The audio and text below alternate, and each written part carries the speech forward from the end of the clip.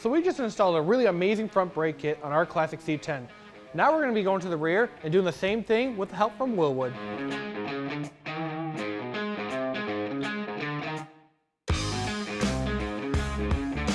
So this is Wilwood's 4-piston caliper setup for your classic C10. You can get these calipers in a black or red finish. They also come with 2-piece rotors that are 14-inch, drilled and slotted with aluminum hats. One of my favorite parts about Wilwood's brake kit is this integrated e-brake assembly that directly bolts onto our C10. So let me show you how to install this amazing stopping power of a brake kit onto our C10.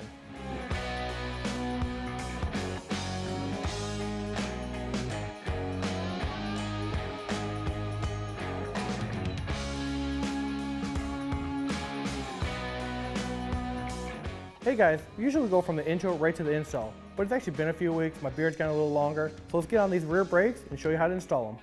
The wheel's off, now we're gonna start by removing our drum, pull that drum off, and we're gonna get all the shoes off and all the springs off, and then we're gonna dive under. Just grab the drum and slide it off. Now for some people, this won't be as easy, it might be rusted, you'll have to hammer on it, pull on it, maybe even break it off, but once you get that off, let's get these shoes off. So before we move these springs, always wear safety glasses because these springs are under tension. To remove them, you have two different options. You grab a normal drum spring tool, put it in there, twist it, you're popping it off the stud, and then pull, and it pops right off. Or if you don't have that special tool, grab a pair of needle nose pliers, grab the spring, grab tight, and release the spring. Now for the shoe holding spring. Now there's another special tool. What you do is you press around this ring, hold the back pin, and twist it, and it pops right off. Now if you don't have that special tool, grab the needle nose pliers again, push the center, spread the needle nose pliers out, hold the pin, and turn.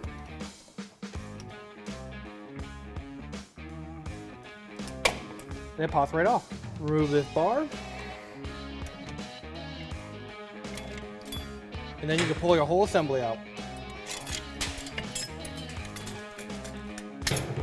To remove your e-brake cable off the backing plate, there's a couple locking tabs. Squeeze them with a pair of needle nose pliers.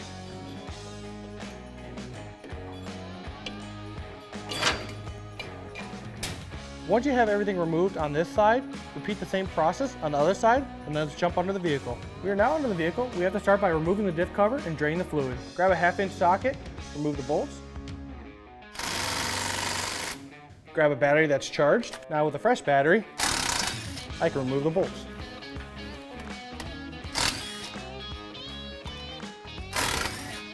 We took all the bolts out except for this one. We're only going to loosen this one halfway, so it actually leaves the diff cover in place while we pry on it to drain all the fluid.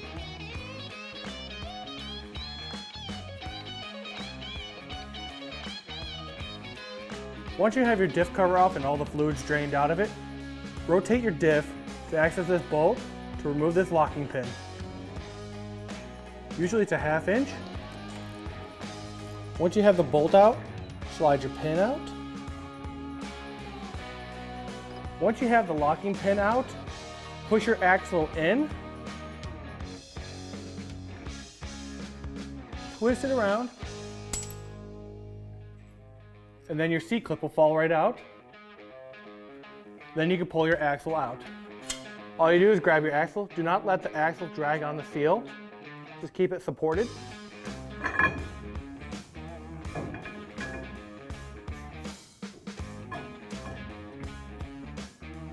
There we go. With the axle removed, we're going to remove the 4 bolts holding the backing plate to the axle flange. Use a 9/16 socket and wrench. Okay everyone, so pause the video and put in the comments, do you think I'm going to break all the bolts on both sides or just this side? Let's go for 3.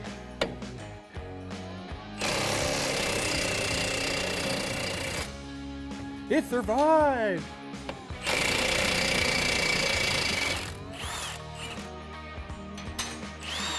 Welcome to the survival club, buddy.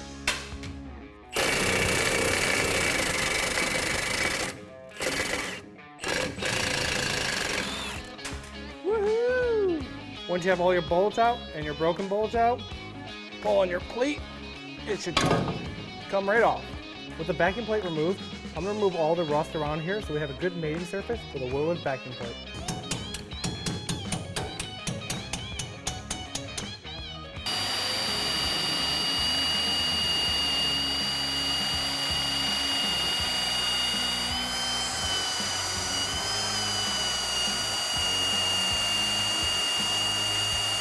Take your time, clean the surface, and test fit that Wilwood piece on there so it fits right on this ring.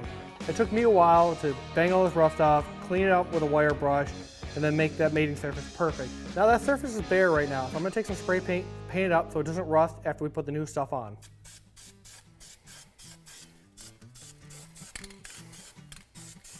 Once the paint is dried on your flange, grab your e-brake assembly. Now with the assembly, you want the bracket pointing towards the front, that is the driver's side. Okay, as you can see, I already had this thing test fitted just to make sure it was all good to go before we started our install. I also bought brand new hardware, 3/8 24. Slide it all into place.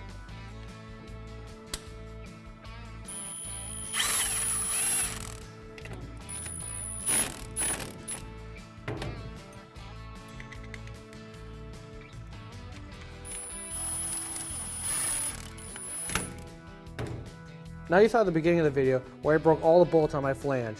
We actually bought new bolts, but you can actually reuse yours if they're still in good condition. Once all the bolts and nuts are in place, tighten them all down.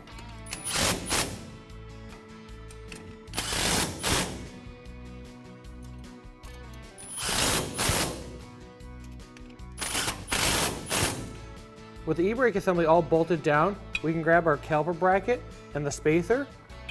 It's actually going to be placed where the long end is at the bottom. And then you're going to put your spacer in, grab the supply bolt, and then bolt it down. I'm only putting 2 bolts in with no Loctite right now because we're going to put this in dry. When I mean dry is no Loctite, so we can take this bolt off and on, so we can measure the clearance between when the caliper's on the rotor to make sure it's even inside the rotor. Hand start your bolts first. All you're going to want to do is just slightly snug your bolts down.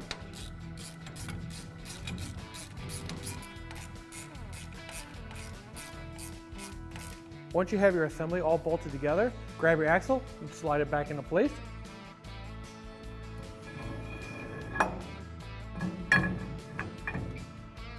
Slide them all the way in. Repeat the same process on the other side. Bolt your axles back together, and then we'll move on to the rotor. With the axles back in and all locked down with the pin and the locking pin, remember to clean out the surface on your rear end and the diff cover, put some silicone on, and then bolt it down. Now that you have your diff cover clean, put some RTV all around the diff cover and then put your bolts into place.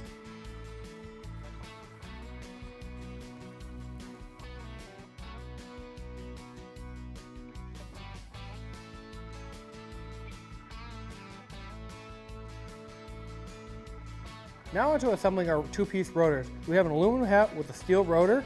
What we're going to do is slide the hat onto the rotor, flip the rotor over. Now that we have the rotor flipped over, grab it and twist it so it lines up with the holes. Grab the supply bolt, grab one of the washers, slide it on, put a little red Loctite on, and put it in the hole without dropping the washer. Then once you have that in, just lightly snug it, then do all the rest of them, and then we'll torque them down.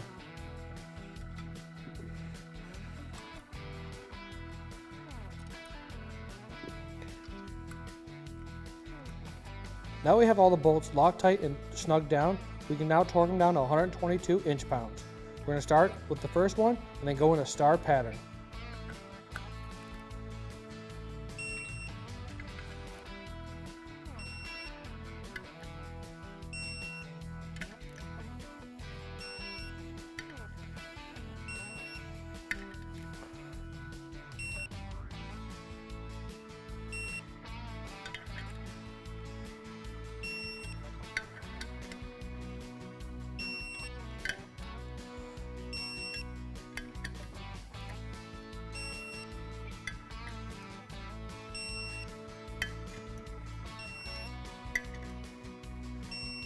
Once you've torqued them down in a star pattern, go all the way around again and just make sure they're all tightened down.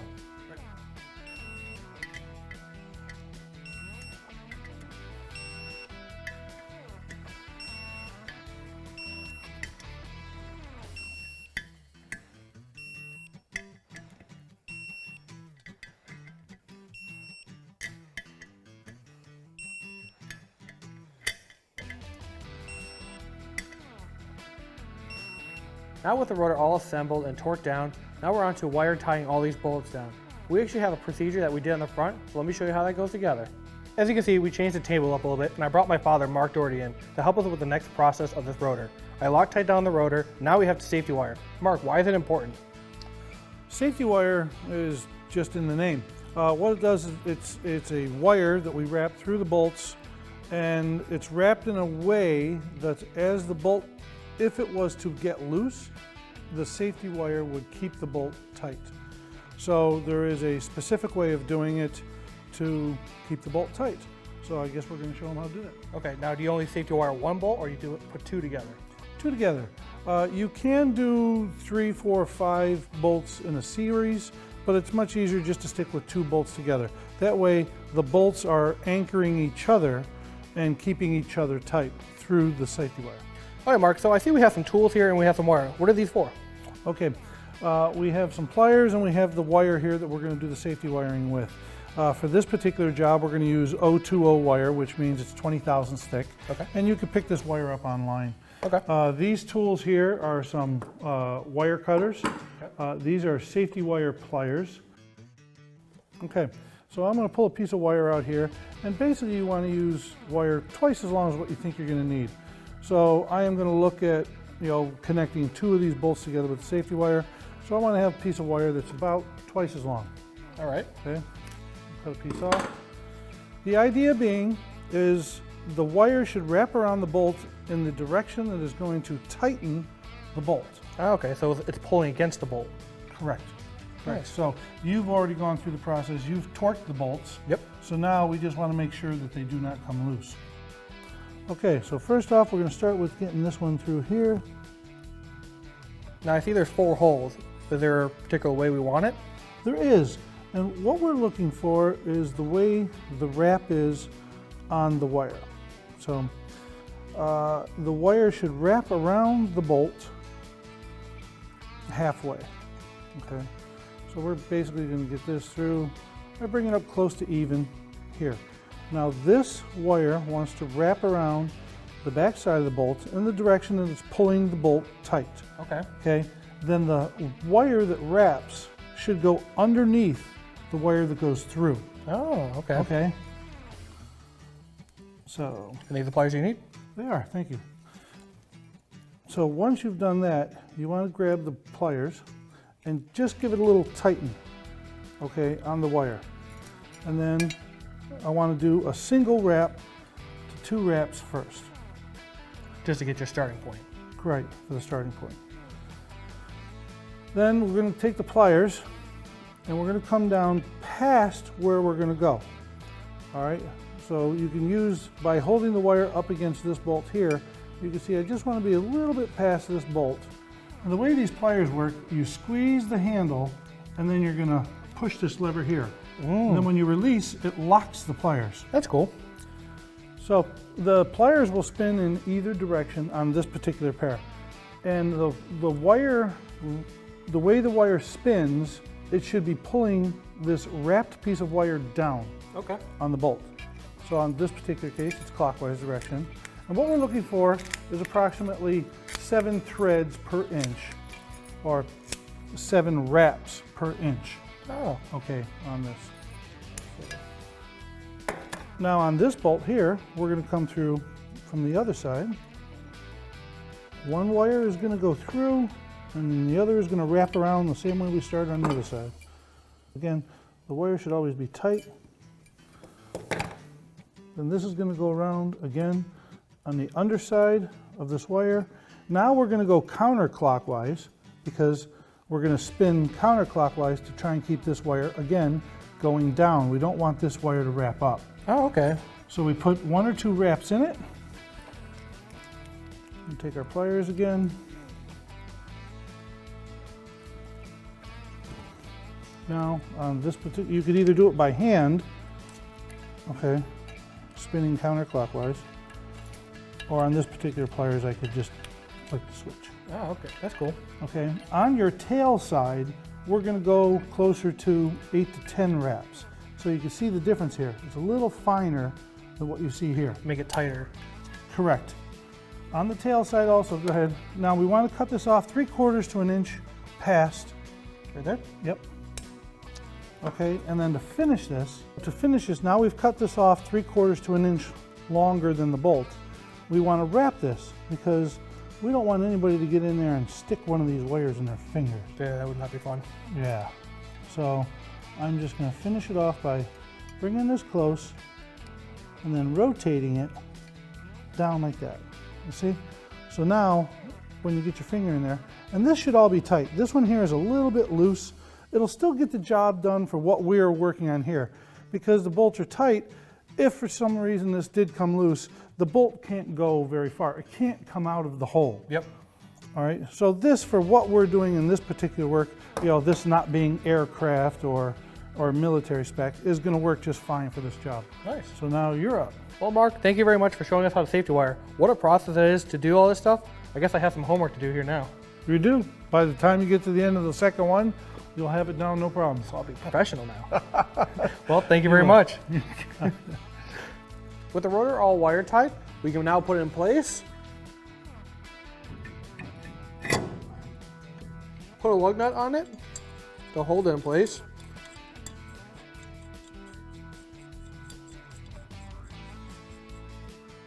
Now that we have it in place, what we're going to do is grab our caliper, slide it on, and measure each way to figure out if we're in the center of this rotor, in the center of the caliper. With the rotor in place, you have to remember that the rotor is directional. Follow the arrow points towards the front. With that in place, we're going to grab our caliper, we're going to center our caliper onto the rotor, which will move the bracket in or out if we have to, then up and down.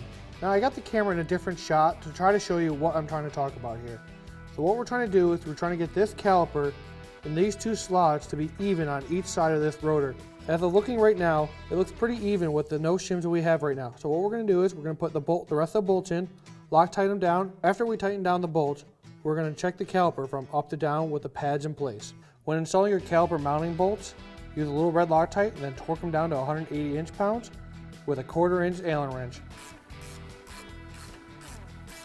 Now we're onto the caliper, installing the pads. We actually have to move the locking pins. There's a little clip right here. Take a pair of needle nose pliers, squeeze it, and push the pin, and it comes right out. Slide your pad from the bottom.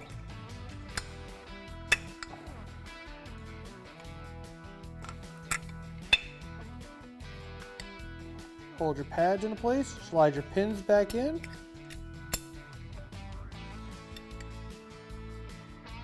Now we tip the caliper, grab your clip,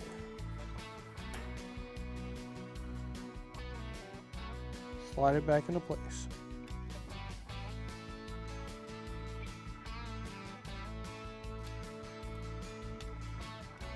Make sure they're locked in, and then you can slide it into place.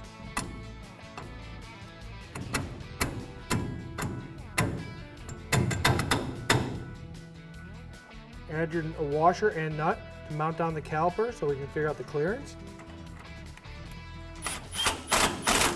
With the caliper tightened down now, you can actually see that the pad is lower than the rotor. So what we're going to do is put a couple shims under the caliper to space the pad back up so that it's level with the rotor.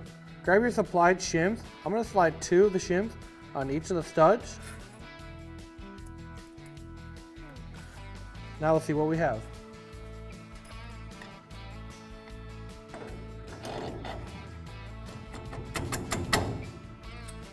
Those 2 shims on each of the studs really help space the caliper out so that the pad is level with the rotor. Now all we have to do is torque down these nuts, then we can move on. Torque down your nuts to 47 foot-pounds.